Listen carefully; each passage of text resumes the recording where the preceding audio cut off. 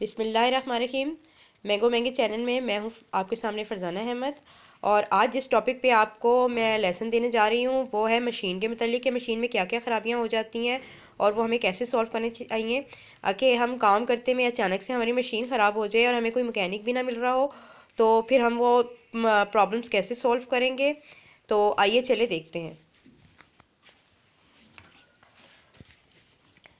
सबसे पहले तो आपको ये नज़र आ रहे होंगे सुराख, इसमें ये एक सुराख, ये दूसरा सुराख, ठीक है। ये इन सुराखों में आपने तेल देना है जिससे मशीन हल्की हो जाएगी। दूसरे नंबर पर आपको ये मशीन चलती हुई नज़र आ रही होगी, इसमें आवाज़ आ रही है। तो ये आवाज़ जो है ये इस वजह से है कि इसका पाँव जो है पाँव के साथ लग रहा है इस सुई का, ठीक है। और ये आवाज़ इतनी हल्की फुल्की होती है मशीन में, ठीक है। अगर ज़्यादा आवाज़ आ रही हो तो क्या करना चाहिए वो मैं आपको बताती हूँ। ज़्यादा आवाज़ किस वजह से आती है। सबसे पहले तो ये जो है ये इसकी कुंडी होती है, ये ढीली हो तो इसमें ये टच हो रही हो तो इसमें से आवाज़ आती है, लेकिन ये अब ठीक है, इतनी नॉर्मल ठीक होती है। दूसरे नंबर पे आ जाता है ये जहाँ पे ये धागा वो होता है, हम धागे को स्लो मोशन में वो करते हैं। ये देखिए धागा ये आ रहा होता है, खिंच रहा होता है, यहाँ पे से कुछ फंस जाए तो भी टांका ख़राब हो जाता है। हम वहाँ का भी ख्याल रखते हैं कि यहाँ पे कुछ फंसा ना हो, इसकी सफाई इसलिए ज़रूरी होती है। दूसरे नंबर पर सुई हमारी ख़राब हो, सुई सही नंबर की ना लगी हुई हो तो भी हमारी, ये देखें सुई जो है हमारी सही नंबर की ना लगी हुई हो, यानी कि जो सबसे बेस्ट सुई होती है वो रॉकेट की होती है, वो सही चलती है, बाकी सुइयाँ टूटती हैं।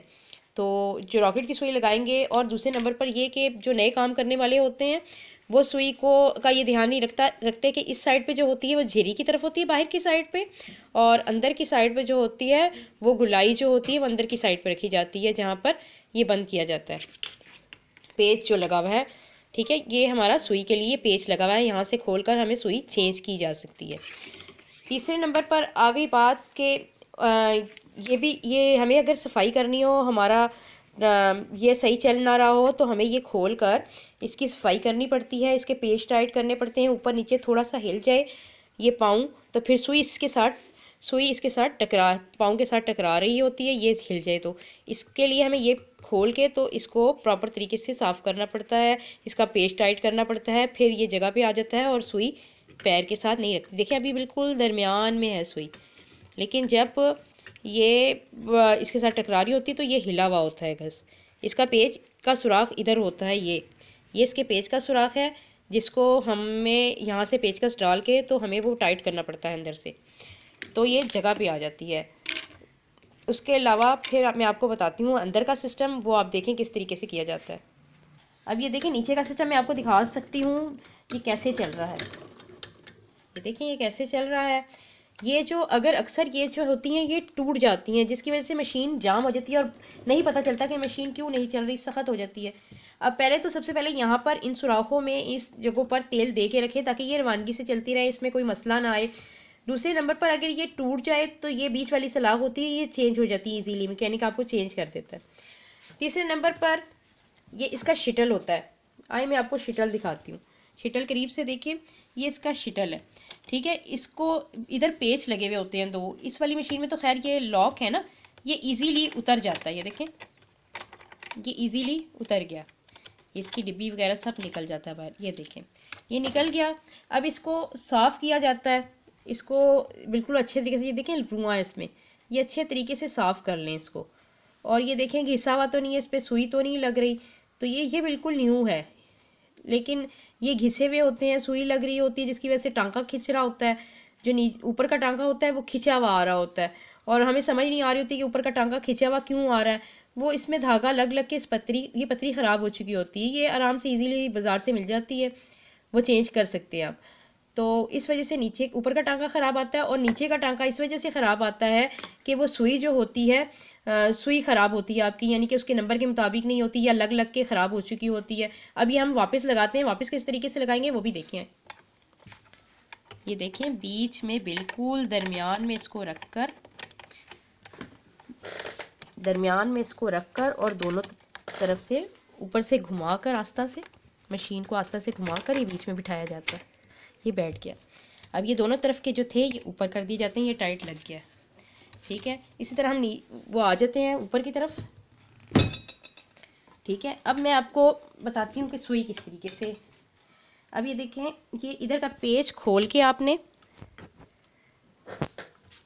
ये सुई देख लें, सुई करीब से देखें कि ये जो सुई है ना, इस तरफ बिल्कुल वो है और इस तरफ धारी है इसकी, एक तरफ धारी है, बीच में धारी है, बिल्कुल ये बीच में धारी है जहाँ पे मेरा नाखून आराम से चला जाता है। एक तरफ धारी वाली जो है वो आपने बाहर वाली साइड पर रखना है और गुलाई वाली साइड अंदर रखनी है। अगर आप धारी वाली साइड बाहर नहीं रखेंगे तो सुई सही नहीं लगेगी और आपका सुई टूट जाएगी।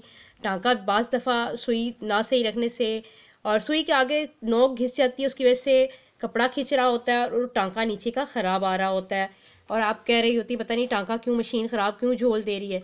तीसरी बात, यहाँ पे नंबरिंग होती है, ये नंबरिंग होती है। ठीक है, आप ये नंबर पर रखेंगे, यानी कि इधर नंबर पर रखेंगे तो टांका नॉर्मल होगा।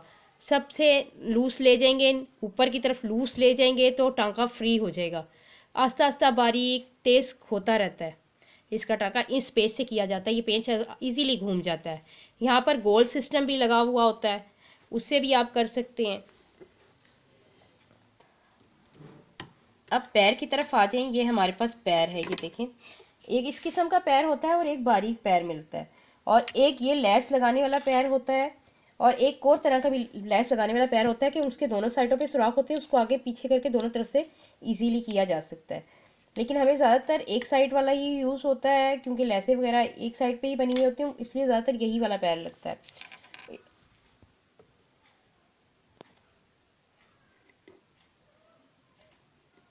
आज ये तो मैंने आपको मशीन के मतलब जो ज़रूरी मालूमात थी वो सब बताई है। इसके अलावा अगर आपकी मशीन पे मोटर लगी हुई है तो उसके कार्बन का ख़ास ख्याल रखें कि उसके कार्बन ना ख़त्म होने दें।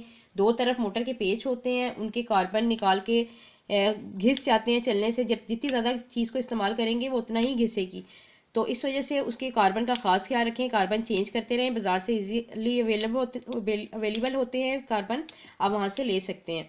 दूसरी बात, आप अपने पास हमेशा रॉकेट की सुइयों का पत्ता रखें, पेचकस रखें, मशीन का तेल रखें ताकि आपको मशीन चलाते हुए, सिलाई करते हुए किसी किस्म की कोई प्रॉब्लम ना आए।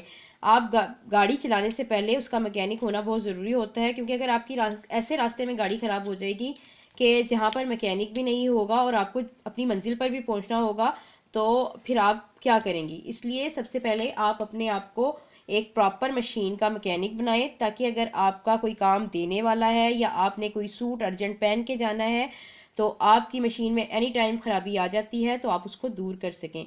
मेन चीज़ों की यही प्रॉब्लम है जो मैं आपको बता चुकी हूँ कि या तो ये लूज़ और टाइट हो जाता है जिसकी वजह से टांका खिंच रहा होता है, ये वाली जगह जो होती है ये लूज़ या टाइट हो जाती है जिसकी वजह से इसको नॉर्मल रखें, टांके को खींच के, धागे को खींच के देखें कि आपका धागा दूसरा ये लूज़ हो जाती है तो भी आपको मसला हो जाता है। मशीन में बहुत आवाज़ आ रही होती है जो कि आपकी बर्दाश्त से बाहर होती है। दूसरी बात, सुई का ख़ास ख्याल रखें, तेल का ख़ास